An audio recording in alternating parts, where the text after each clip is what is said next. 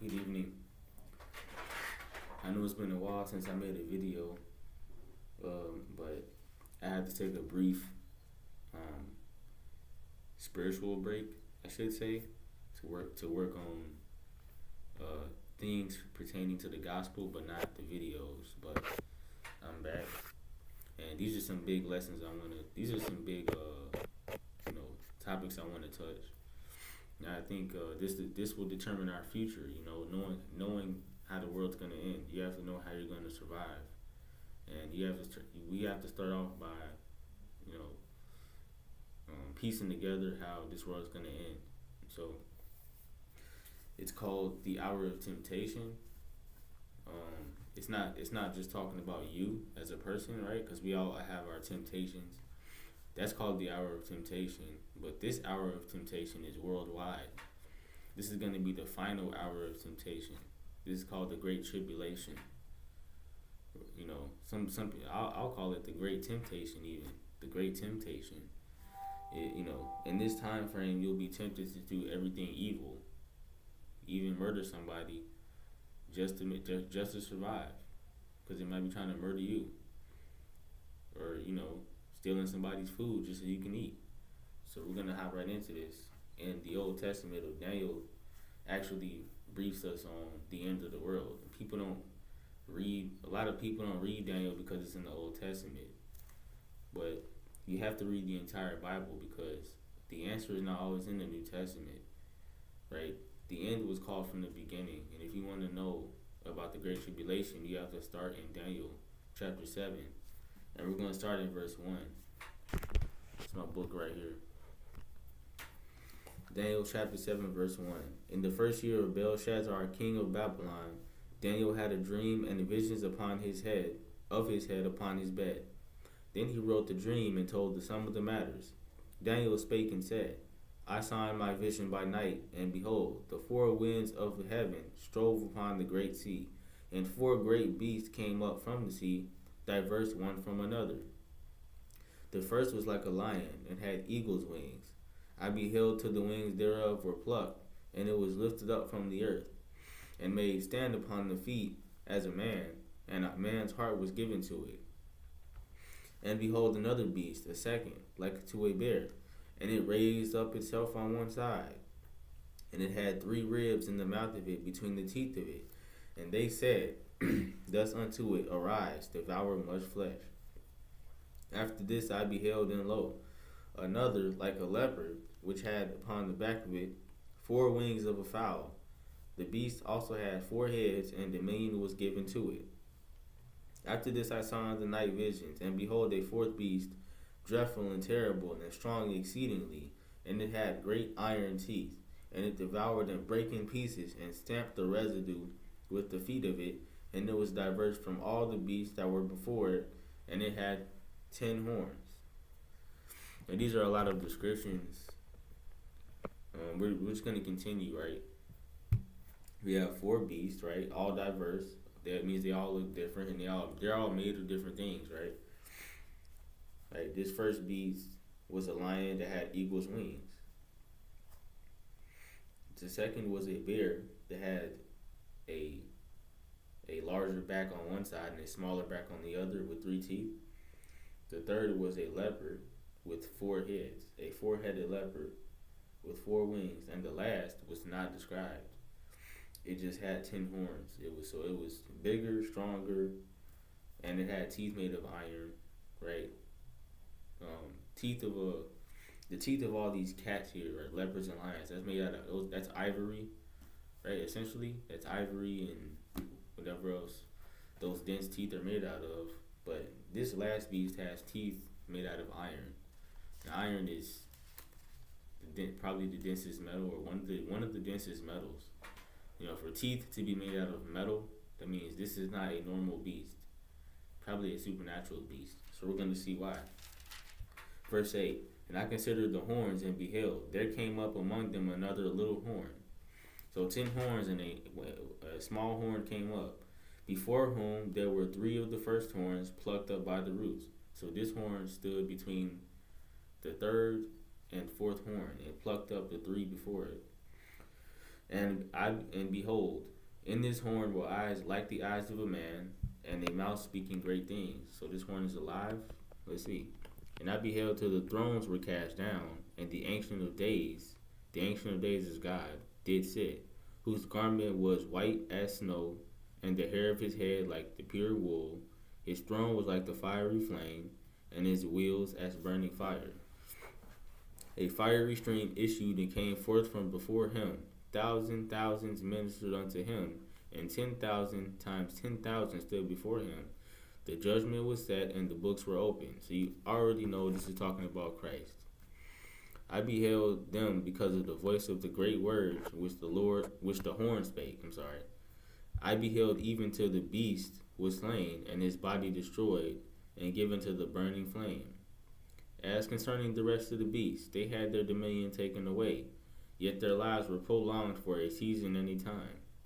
I will explain that in a second.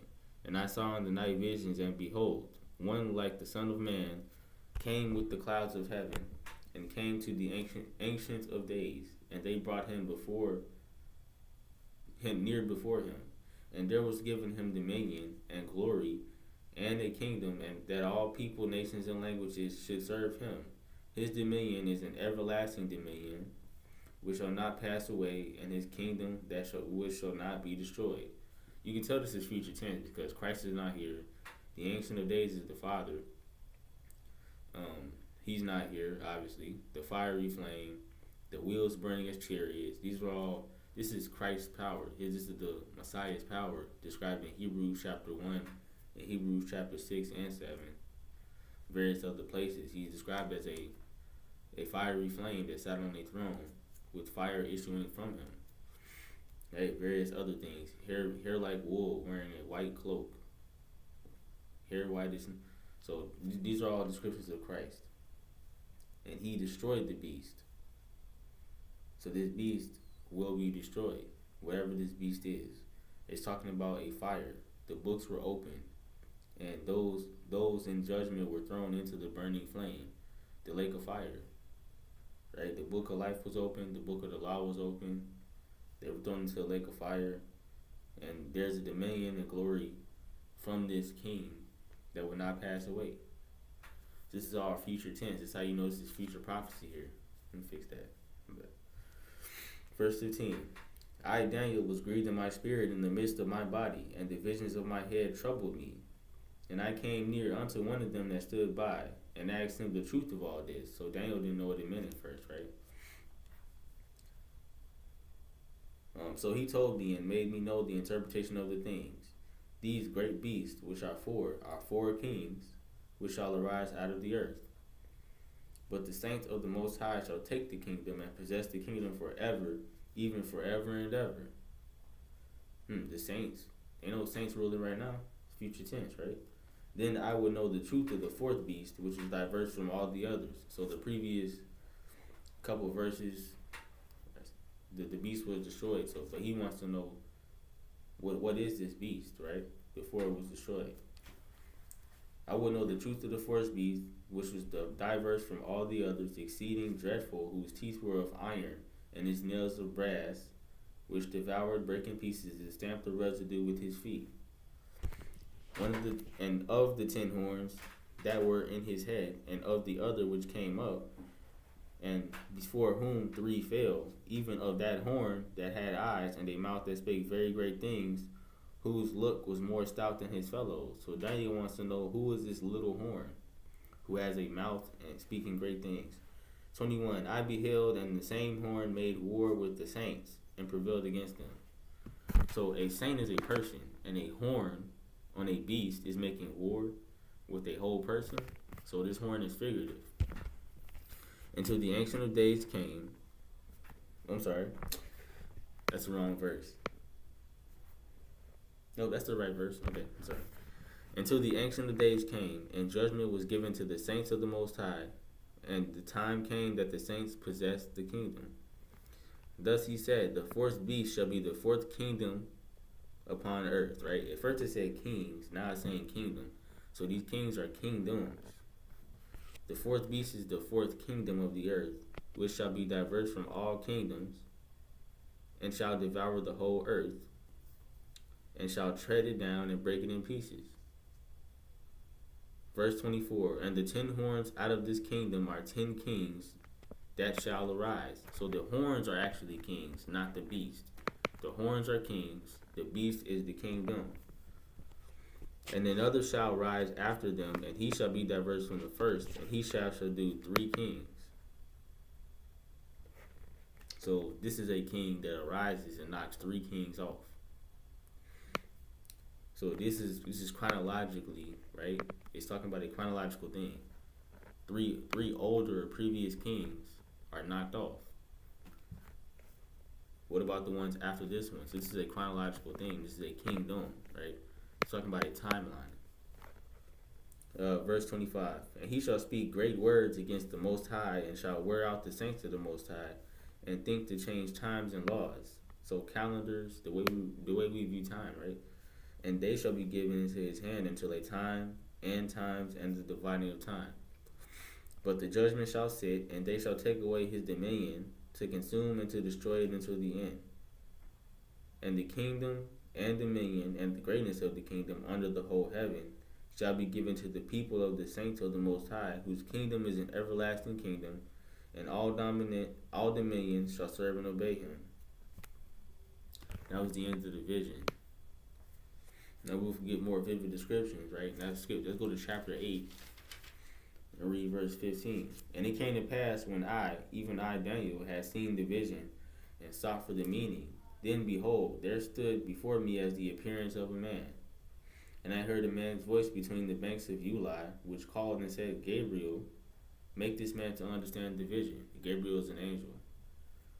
So he shape-shifted into a man so Daniel could understand him, right?